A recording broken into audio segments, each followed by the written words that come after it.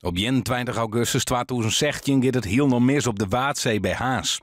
Een mest van de Amicitia bruts en bedarren op 3 Duitse toeristen die het net nij vertellen kennen.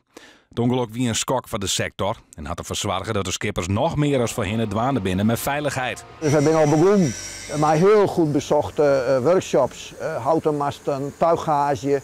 We besteden erg veel aandacht aan. Want zowel de sector zelf als de overheid vindt dat er meer kennis deeld worden moet. Bij Skipsreparatie Friesland vernemen ze dat skippers dwaande binnen met veiligheid.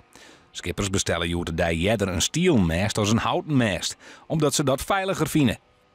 Het is net zo, het is wel zo dat stiel waarschijnlijk wat makkelijker te onderhouden is, maar dat het veiliger is, nee.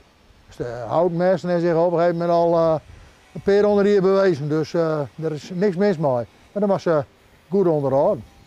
Jonk een goed materiaal is ook een cultuuromslag nodig. Skippers van de vloot moeten elkaar tenij ook aanspreken op zaken die net veilig binnen. Dat is een onderdeel van de veiligheidscultuur die wij nog net kennen. Mensen denken nou vaak, ja, als ik er wat van sis, dan zei die jongens even bij zichzelf. Maar we willen dat maar goed ontwikkelen, dat we naar elkaar toe, als dat nodig is, kritisch binnen.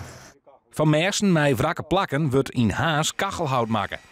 Maar ze binnen ook grutsk op de nieuwe houten mersen, als deze van de Siberische Larix. Houten mersen, maar dat er zeker blauwe vinden zie je. Ik vind hout, zeker op wat lietsere skip, vind ik mooi. Ja.